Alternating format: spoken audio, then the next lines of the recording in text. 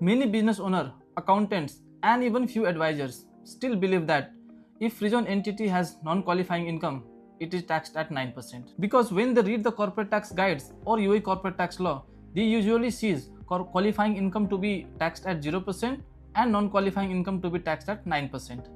So naturally, many readers assumes that non-qualifying income should be taxed at straight 9%. But tax law is rarely that simple. This misunderstanding can lead to significant loss of money, it can lead to tax losses and disrupt your peace of mind. Hi everyone, today we are going to understand how to apply corporate tax rate correctly on Free Zone companies. And if you are running a Free Zone company or you are a finance manager, this is something you must understand. The flow is simple in terms of qualifying income, as we are mostly aware what are the qualifying activities which leads to generate qualifying revenue. And ultimately, after deducting direct and indirect expenses, the result is qualifying income, which is taxed at 9%. Example of qualifying activities includes manufacturing and processing of goods or materials, trading of qualifying commodities, holding of shares and securities for investment purpose, and of course, distribution of goods or material in or from designated zone. There is no doubt that income from these activities will be taxed at 0%, subject to fulfillment of conditions of qualifying Free Zone person, that is adequate substance, transfer pricing, audit, and de minimis test. Now let's talk about the confusing side, non-qualifying income. This is where many people get it wrong. To simplify this, let's divide the concept into two parts. Part 1. Non-qualifying income always taxed at 9%. Income from these four sources, even it is part of qualifying activity list, will always be treated as non-qualifying income and is always taxed at 9% corporate tax rate.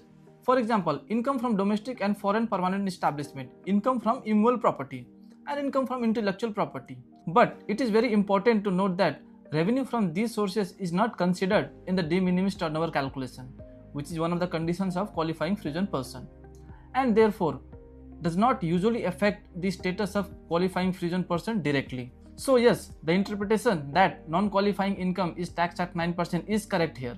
Part 2. Non-qualifying income with some conditions.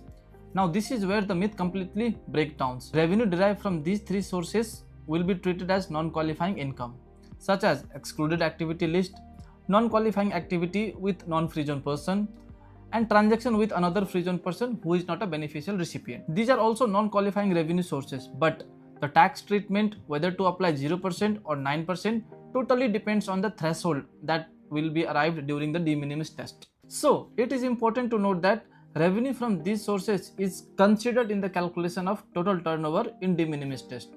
But here is a twist. We need to check whether such non-qualifying income is below threshold or under threshold for de minimis calculation. As you are aware, to satisfy the de minimis condition of qualifying Free Zone person, the total non-qualifying income, except discussed in part 1, should be lower of 5% of total turnover or 5 million. Let's understand the same within two possible scenarios. Scenario 1. If such non-qualifying income stays below the threshold limit, it is treated as immaterial and considered as qualifying. So, entire income will enjoy 0% tax. Yes, you heard it right. Even non-qualifying income can effectively be taxed at 0%. The myth of non-qualifying income to be taxed at 9% completely breaks here. Scenario 2. If such non-qualifying income is above the threshold limit, the de minimis calculation condition fails to meet and qualifying Free Zone person status is lost. So, entire income of the entity becomes taxable at 9%. Not just the excess, not just the qualifying portion, 100% income disclosed in P&L is taxed at 9%. So, what's the correct takeaway from today's video? Some non-qualifying income always be taxed at 9% as explained in part 1. Some non-qualifying income may be taxed at 0%. But in case of exceeding the de minimis threshold, 100% income is taxable at 9% as explained in part 2. So be alert when you file your corporate tax return, as misinterpretation of tax laws can lead to incorrect tax filing, wrong business structuring, loss of Free Zone benefits, and unexpected tax liabilities. If you found this video useful, follow for such more business, finance, and compliance related content. You can send me your queries directly, I'll answer each of them.